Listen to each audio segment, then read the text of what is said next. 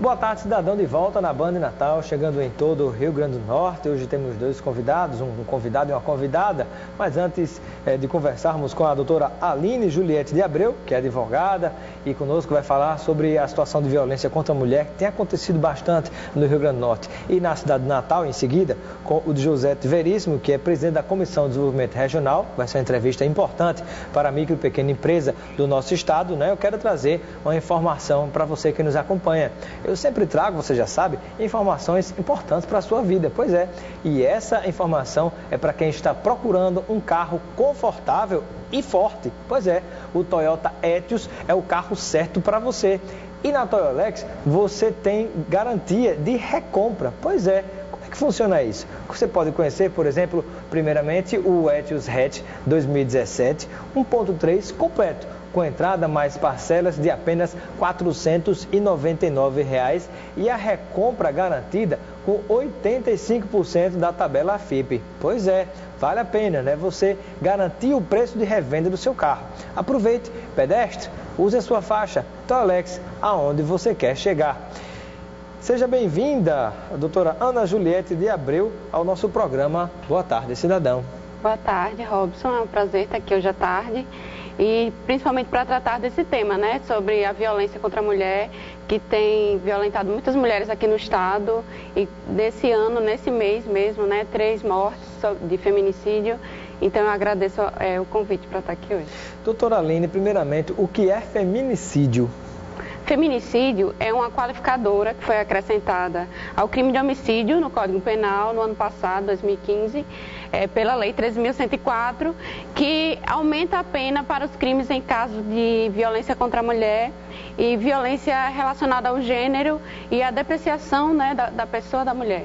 Então, o crime de homicídio simples, ele tem uma pena de 6 a 20 anos, e o crime de homicídio qualificado pela questão do feminicídio, ele tem uma pena de 12 a 30 anos, que é para realmente penalizar de uma maneira mais forte esse tipo de crime, que tem sido tão naturalizado há vários anos na nossa sociedade.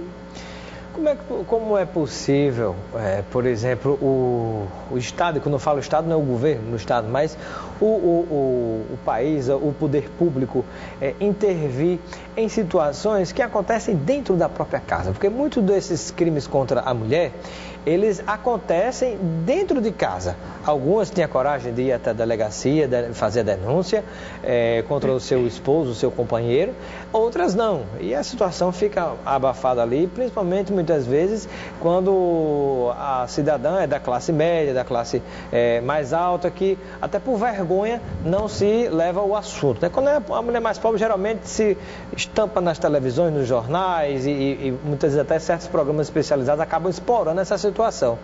Eu lhe pergunto, como que pode haver, na sua visão, uma intervenção do poder público nesse sentido, em algo que está no âmbito do privado, que é a residência das pessoas?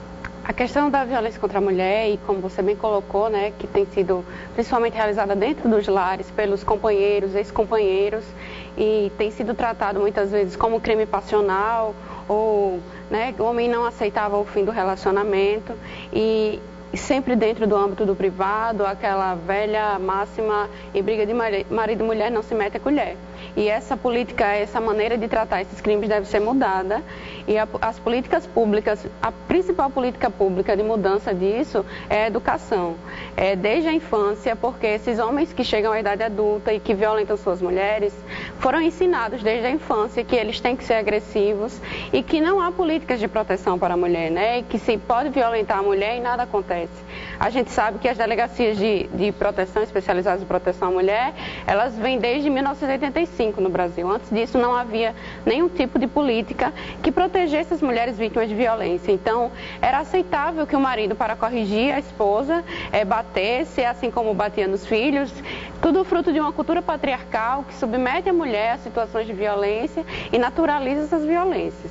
Então, a educação é o principal meio, né, de que a gente mude essa cultura, né, de que as mulheres se tornem realmente sujeitos de direitos e pessoas respeitadas. É por isso que surgiu o crime do feminicídio, que a gente tem o Disque 180, que é o meio em que a mulher pode ligar, ou qualquer pessoa que saiba que a mulher está sendo vítima de violência, pode ligar para fazer essa denúncia, e que a gente desnaturalize essas questões, né? Eu acho que o poder público tem esse poder de tornar uma intervenção, dar uma intervenção estatal a esses problemas que eram tratados simplesmente no âmbito do privado, em que ninguém deveria meter a colher, mas a sociedade, a partir de agora, precisa sim meter a colher e mudar essa cultura que nos violenta, né, e que violenta todos os dias as mulheres de todas as classes sociais, como você bem falou. Falando em meter a colher, o vizinho, doutora Aline, pode meter a colher, pode denunciar?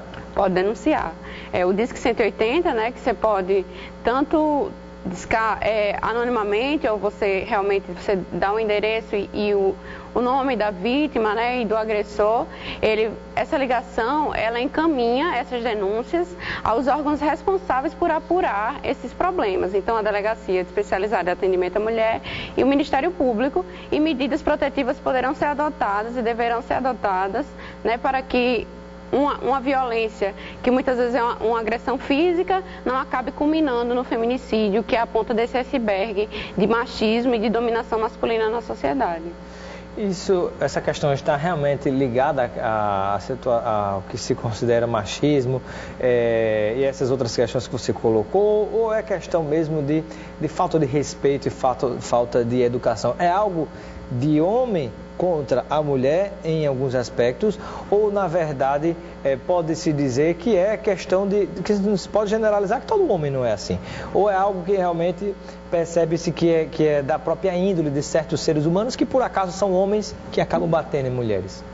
Assim, quando a gente percebe o número altíssimo de crimes contra as mulheres, né, e tratado muitas vezes como crime passional, crime de ciúmes, a gente verifica que essa cultura, ela aborda todos os homens da sociedade. Assim, todos nascemos numa sociedade estruturada para que a mulher tenha determinada posição e para que o homem tenha outra posição, e a agressividade do homem, ela é aceita.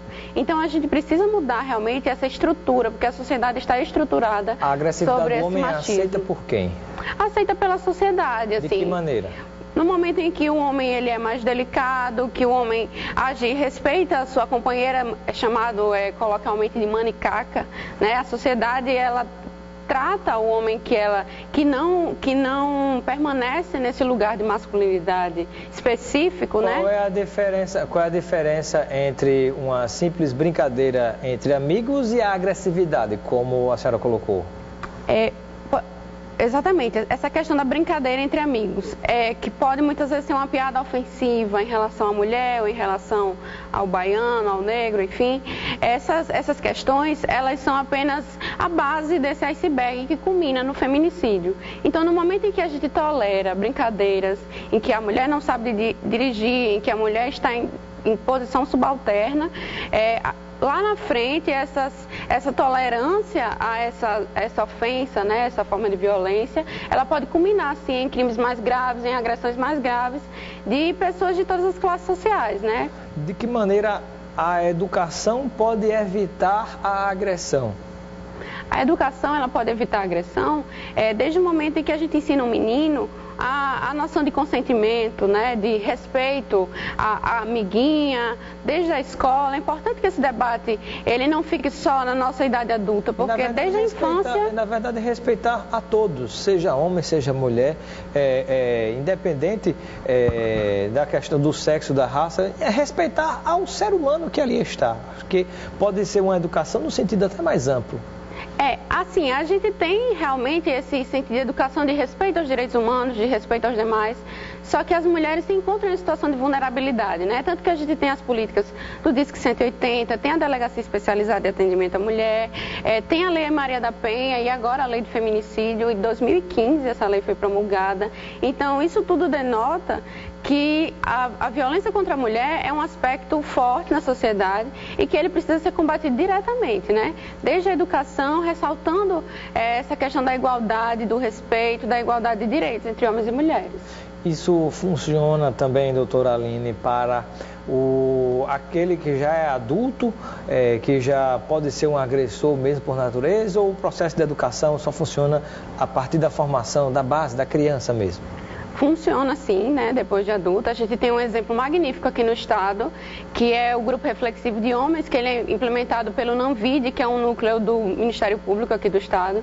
É a doutora Érica Canuta, promotora, que coordena esse espaço. E nele, os homens que são processados, né, por violência contra suas companheiras, eles passam por 10 encontros educativos, conversando sobre machismo, sobre questão de violência, e é um acompanhamento do Ministério Público a esses homens. O índice de reincidência em violência contra suas companheiras é 0. Assim, do Ministério Público até hoje, esse projeto tem sido implementado há vários anos. Também tem outros estados aqui do Brasil, e isso prova de que quando a gente começa a discutir essas questões e desnaturalizar o que sempre foi natural, a gente consegue mudar, né? É importante que seja desde a infância, mas a partir do momento em que a gente se propõe a discutir esse tema, a gente consegue sim promover uma mudança social para que as mulheres saiam dessa situação de vulnerabilidade que se encontram. Muito obrigado, doutora Aline Juliette de Abreu, pela sua presença no Boa Tarde, Cidadão. Eu que agradeço. Boa tarde a todos os telespectadores e a você, Robson. Muito obrigado. E daqui a pouco, depois do intervalo, vamos conversar com o advogado, doutor Di Josete Veríssimo, que é presidente da Comissão de Desenvolvimento Regional da OAB do Rio Grande do Norte. Com ele, vamos abordar um tema muito importante para micro e pequenos empresários. Fique atento e a gente volta daqui a pouco.